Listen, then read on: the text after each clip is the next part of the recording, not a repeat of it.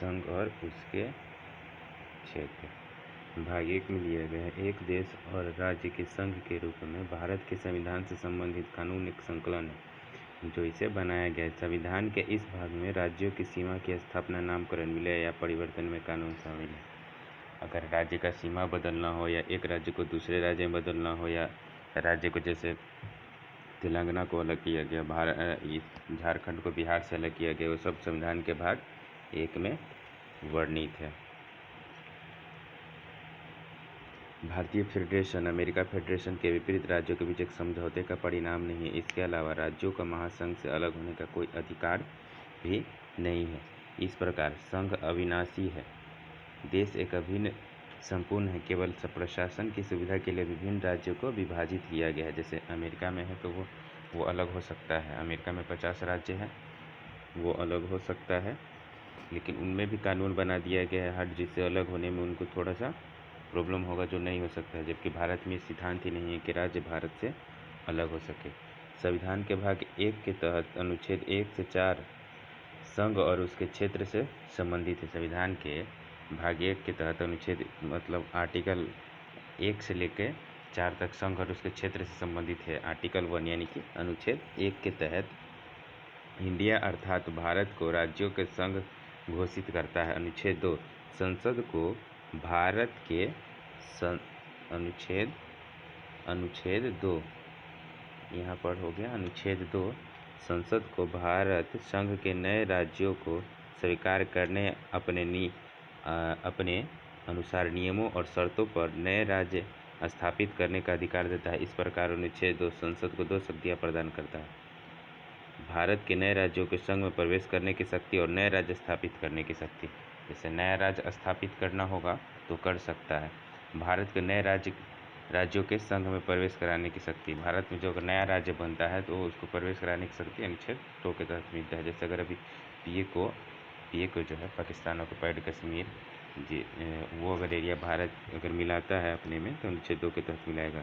अनुच्छेद 3 के तहत भारतीय संघ में मौजूदा राज्यों के नवगठन या उनमें परिवर्तन से संबंधित है। दूसरे शब्दों में अनुच्छेद 3 भारत संघ के घटक राज्यों के क्षेत्रों में आंतरिक पुनर्संयोजन से संबंधित है।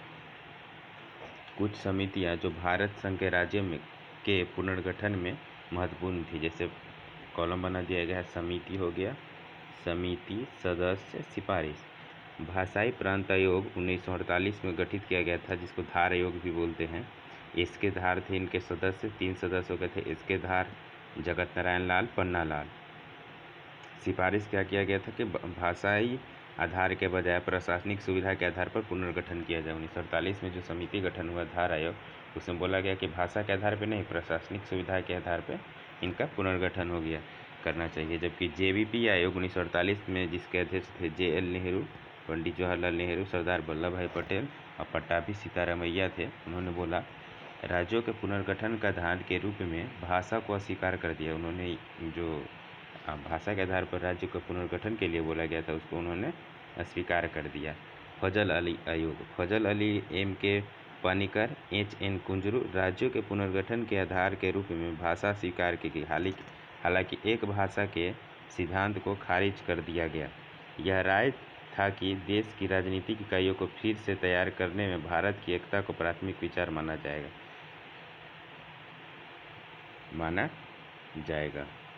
अब राज्यों का गठन देखते हैं। पहला, राज्यों का गठन देखते हैं, गठन वर्ष देखते हैं, गठन से पहले की स्थिति देखते हैं, वो किसका हिस्सा था, क्या उसका नाम था, ये सब। पहला आंध्र राज्य हो गया। आंध्र जिसका गठन हुआ था भाषा के आधार पर पहला 1953 में, उसका मद्रास राज्य का हिस्सा था, इसको चेन्नई बोलते हैं। गुजरात 1960 में बम्बई राज्य का हिस्सा था, जो बम्बई था उसका राज्य का हिस्सा था गुजरात, जिसको 1960 में अलग भाषा के आधार पर कर दिया गया। फिर महाराष्ट्र को 1960 में बम्बई राज्य का हिस्सा था, अलग किया गया। केरल 1956 में त्रावणकोर कोचीन राज्य का था। तो अगर क्वेश्चन पूछता है जीके का पहला, यहाँ से क्वेश्चन उठता है कि भाषा के आधार पर बनने वाला पहला तो आंध्र प्रदेश। नागालैंड 1963 में केंद्र शासित प्रदेश था, जिसको बनाया गया था, अलग कर दिया गया, राज्य बनाया गया। हरियाणा को 1966 में पंजाब का हिस्सा था, अलग अलग किया, जिसका अभी भी राजधानी होगा आपका चंडीगढ़ जो है, वो अभी यूनियन टेरेटरी है कर्नाटक। 1956 में मैसूर का गठन 1953 में हुआ था, जिसको 1956 में बड़े मैसूर का नाम 1973 में बदल दिया गया था। 1956 में बड़े मैसूर का नाम बदल दिया गया था। हिमाचल प्रदेश और मणिपुर त्रिपुरा। हिमाचल प्रदेश को 1971 में केंद्र शासित प्रदेश, जबकि मणिपुर और त्रिपुरा को 1972 में केंद्र शासित प्रदेश था। पहले गठन से पहले था वो केंद्र शासित प्रदेश, जब उसको बाद में राज्य बनाया गया। मेघालय और सिक्किम। मेघालय हो जाएगा यहाँ, मेघालय असम राज्य के भीतर का स्वायत्त राज्य था 1972 में, जबकि सिक्किम यहाँ पर 1975 में 1976 के एसएससी स्टेट और उससे पहले भारत का संरक्षणालय था ये सिक्किम। 1975 में इमरजेंसी बिल लगा था, लोग को पता। 1976 में 42वां संविधान संशोधन हुआ था, फिर 1977 में 44वां संविधान संशोधन हुआ था।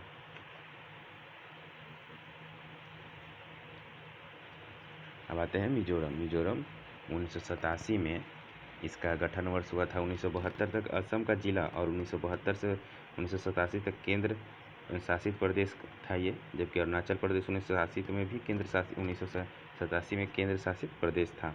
और गोवा यहाँ पर केंद्र शासित प्रदेश था। 1987 में गोवा केंद्र शासित प्रदेश था। गोवा की राजधानी पणजी है। ठीक है।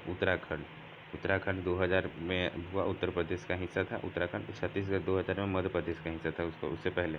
जबकि झारखंड 2000 में, जिसको हम लोग 15 नवंबर को बनाते हैं, 15 नवंबर 2000 को झारखंड बिहार से अलग हो गया था, बिहार का हिस्सा था। तेलंगाना 2014 में आंध्र प्रदेश का हिस्सा था।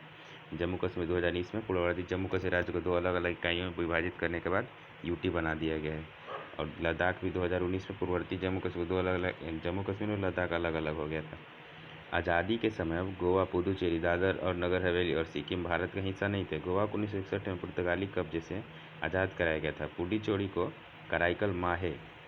को कराईकल और माहे के जन्म के साथ 1954 में फ्रांसीसियों द्वारा भारत स्थानांतरित किया गया। दादर एंड नगर हवेली 1954 में पुर्तगालियों से आज़ाद हुआ था और 1954 में भारत का हिस्सा बन गया था। सिक्किम 1974 में किसका हिस्सा बन गया था? भारत का। जानते हैं नागरिकता के बारे में।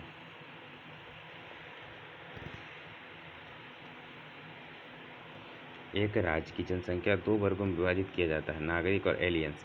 जबकि नागरिक पूर्ण नागरिक और राजनीतिक नागरिक अधिकारों को आनंद लेते हैं। एलियंस उन सभी का आनंद नहीं लेते। नागरिक उस राजनीतिक समुदाय के सदस्य हैं जिसके वे संबंधित हैं। वे राज्य की रचना करने वाले लोग हैं। जिसे राज्य की रचना करने वाले को राजनीतिज्ञ बोला गया है यहाँ पर।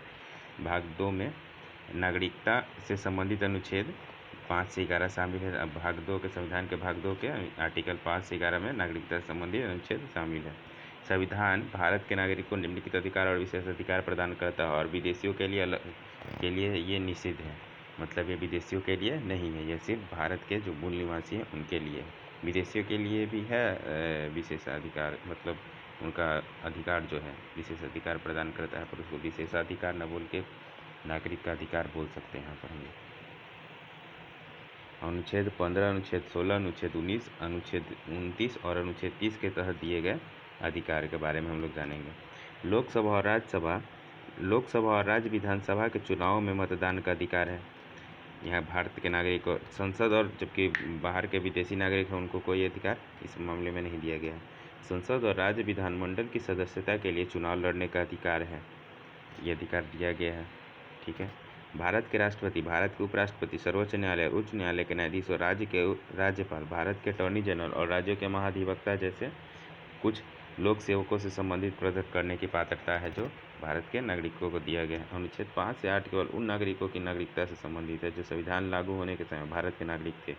इसके अलावा ये अनुच्छेद प्रवास के मुद्दे को ध्यान में रखते हैं।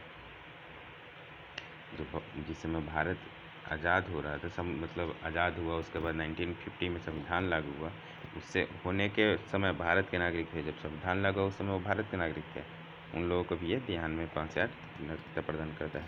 कोई भी व्यक्ति भारत का नागरिक नहीं होगा या भारत का नागरिक नहीं माना जाएगा यदि उसने स्वेच्छा से किसी भी विदेशी राज्य की नागरिकता हासिल कर लिया। अनुच्छेद 9 के तहत रहता है।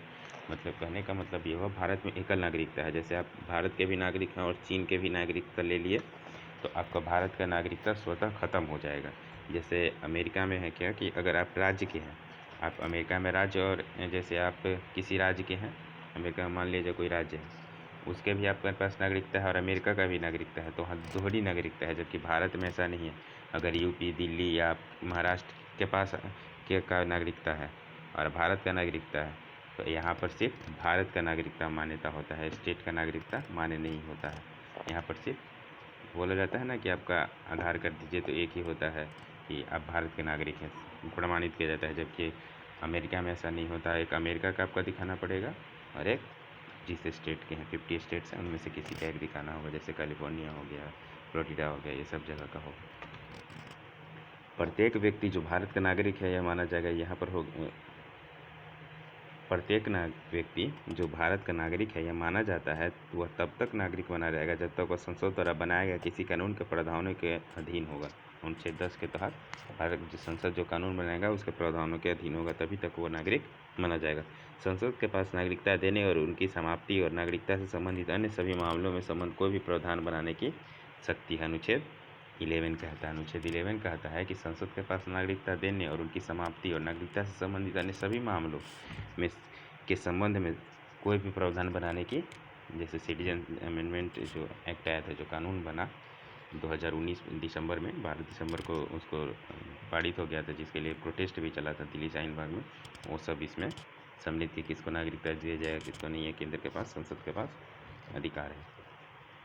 भारत के संविधान में नागरिकता का उल्लेख भाग 2 और अनुच्छेद 5 से 11 में नागरिकता की अवधारणा से संबंधित है।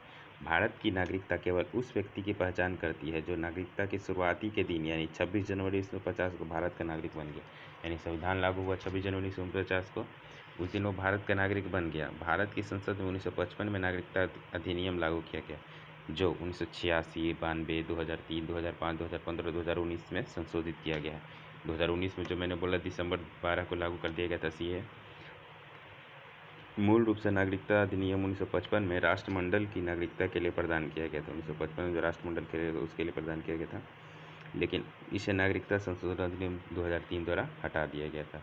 इसको नागरिकता संशोधन अधिनियम 2003 के द्वारा हटा दिया गया था। अब बात करते हैं एकल नागरिकता के बारे में। यहाँ पर है एकल नागरिकता। संविधान अपने नागरिकों को एकल नागरिकता प्रदान करता है। ब्रिटेन के संविधान में एकल नागरिकता की अवधारणा, मतलब इंडिया का ये नहीं है, इंडिया में बहुत सारे चीज़ दूसरे देश के संविधान से लिया गया है। जैसे ब्रिटेन से लिया गया है एकल नागरिकता। भारत के नागरिक केवल भारत संघ के नागरिक होंगे जिनके पास राज्य की अलग नागरिकता नहीं है। दूसरी ओर संयुक्त राज्य अमेरिका और स्विट्जरलैंड देशों में दोहरी नागरिकता की प्रणाली को अपनाया है, जहाँ व्यक्ति न केवल देश का नागरिक है बल्कि वह उस राज्य का भी नागरिक है जिससे वह रहता है। इस प्रकार व्यक्ति देश और राज्य द्वारा निर्धारित अधिकारों के द्वारा समूह का लाभ उठाता है। भारत की नागरिकता ग्रहण की जा सकती है जन्म के आधार पर, वंश के आधार पर, जैसे पंजीकरण के आधार पर, देशीकरण के आधार पर और क्षेत्रीय समावेश के आधार पर। आपकी नागरिकता रद्द की कैसे की जा सकती है? तो आप स्वैच्छिक त्याग कर देंगे बर्खास्तगी द्वारा, दूसरे देश की नागरिकता का अधिकरण से और वंचित करने द्वारा। अब ये सब आप स्वेच्छा से त्याग देते हैं कि जैसे कि मैं किसी और देश का नागरिकता ले लूँगा, बर्खास्त कर दिया जाता है। संसद द्वारा कानून बनाया जाता है जिसमें फिट नहीं होते हैं, जैसे सीएए द्वारा ही है। उसमें भी अगर जो कानून के प्रावधान के खिलाफ जाएंगे, या कहने का मतलब वो जो उसमें क्राइटेरिया दिया गया उसको नहीं पूरा कर दिए जाएंगे, उनको बर्खास्त कर दिया जाएगा। जन्म से नागरिकता, जैसे 26 जनवरी 1950 को या उसके बाद भारत में पैदा हुआ हर व्यक्ति जन्म से ही भारत का नागरिक होता है, भले ही उसके जन्म के समय पहला उसके पिता के पास मुकदमे और कानूनी प्रक्रिया से ऐसी प्रतिरक्षा है जो भारत के राष्ट्रपति द्वारा मान्यता प्राप्त किसी विदेशी संप्रभु सत्ता दूत को भी दी जाती है। वो भारत का नागरिक नहीं है, या उसके पिता एक शत्रु देश से और जन्म शत्रु के कब्जे वाले स्थान में हुआ तो भी उसको नागरिकता मिलेगी। जैसे यहाँ पर हो जाएगा, देखिए, भारत 26 जनवरी 1950 को या उसके बाद परंतु 1 जुलाई 1947 से पूर्व जन्मा व्यक्ति अपने माता पिता के जन्म राष्ट्रीयता के बाद भारत का नागरिक हो। भारत में 1 जुलाई 1987 को या उसके बाद जन्मा व्यक्ति को तभी भारत का नागरिक माना जाएगा यदि उसके जन्म, यहाँ पर है, यदि उसके जन्म के समय उसके माता पिता कोई भी भारत के नागरिक हो। यहाँ से सबसे ज़्यादा क्वेश्चन पूछा जाता है कि भारत में अगर तभी उसको भारत का नागरिक माना जाएगा यदि उसके जन्म के समय उसके माता पिता में से कोई भी एक भारत का नागरिक होगा 1987 के प्रावधान के तहत। जैसे वंश के आधार पर नागरिकता, भारत के बाहर यहाँ पर है वंश के आधार पर नागरिकता।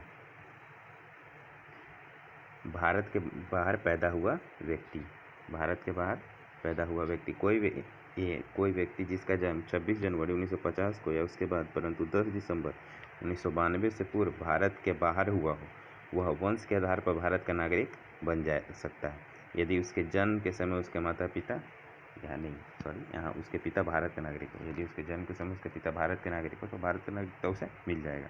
बी, 10 दिसंबर 1992 को या उसके बाद किसी व्यक्ति का जन्म देश से बाहर हुआ तो वह तभी भारत का नागरिक बन सकता है यदि उसके जन्म के समय माता पिता यानी मदर फादर में से कोई भी एक भारत का नागरिक होगा तब। 3 दिसंबर 2004 के बाद भारत के बाहर जन्मा कोई व्यक्ति वंश के आधार पर भारत का नागरिक नहीं हो सकता। यहाँ पर फिर से मैं रिपीट कर रहा हूँ, 3 दिसंबर 2004 के बाद भारत से बाहर जन्मा कोई व्यक्ति वंश के आधार पर भारत का नागरिक नहीं हो सकता है यदि उसका जन्म के वर्ष के भीतर भारतीय कॉन्सुलेटेड में उसके जन्म का पंजीकरण न करा दिया जाए। यदि केंद्र सरकार की सहमति से उक्त अवधि के बाद पंजीकरण न हुआ तो भी उसकी नागरिकता चली जाएगी। पंजीकरण द्वारा नागरिकता, यहाँ पर केंद्र सरकार आवेदन प्राप्त करने पर किसी व्यक्ति जो अवैध प्रवासी न हो तो भारत का नागरिक के रूप में पंजीकृत। अवैध प्रवासी नहीं होंगे उनको, जैसे बांग्लादेशी हैं जो रोहिंग्या जिनको बोला जाता है, वो अवैध रूप से घुसपैठिए हैं, उनको नागरिकता नहीं दी जा सकती क्योंकि वो अवैध रूप से, यहाँ पर ये क्लियर कर रहा है। भारतीय मूल के व्यक्ति जो सामान्य रूप से भारत के निवासी हो, भारतीय मूल के व्यक्ति जो सामान्य रूप से भारत के निवासी हो, पंजीकरण की आवेदन करने के पहले 5 साल से निवास कर रहा हो। नागरिकता संशोधन अधिनियम 1986 यानी 1 जुलाई 1987 से लागू होने से पहले वह अवधि 6 महीने थी। 1987 से पहले यह अवधि कितना थी कि अब 6 महीने रह गए भारत के पूर्ण नागरिकता मिल जाएगी, जबकि अब कितना कर दिया गया था 5 साल। 5 साल आपको भारत में रहना पड़ेगा तब पंजीकरण द्वारा। बी, भारतीय मूल के व्यक्ति किसी भी विदेश में या विवाहित भारत के निवासी हैं। दूसरा, पंजीकरण द्वारा वे व्यक्ति जो भारत के नागरिक से विवाहित हैं या कर चुके हैं और आमतौर पर भारत में निवास करते हैं और पंजीकरण के लिए आवेदन करने से ठीक पहले 5 साल के लिए रह चुके हैं। नागरिकता संशोधन 1986 से पहले खंड में से इसे भारत की नागरिकता के साथ विवाहित महिला पढ़ा जाता है। किसी से विवाह कर लेते हैं उससे पहले 5 साल भारत में रह चुके हों तो इनको नागरिकता दे दी जाएगी। भारत के नागरिक के नाबालिग बच्चे तथा पूर्ण आयु और क्षमता व्यक्ति जो नागरिकता अधिनियम पहली सूची में निर्दिष्ट देश के नागरिक हैं, इनको नागरिकता दे दी जाएगी। प्राकृतिक रूप से देशीकरण द्वारा नागरिकता,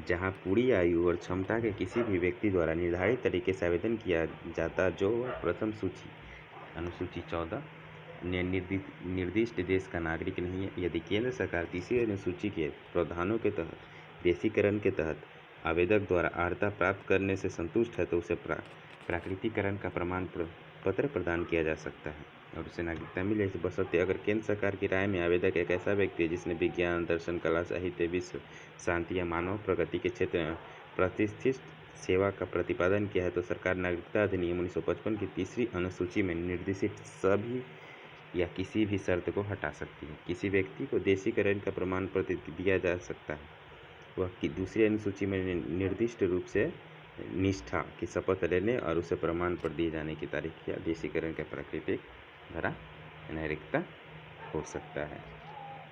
थैंक यू।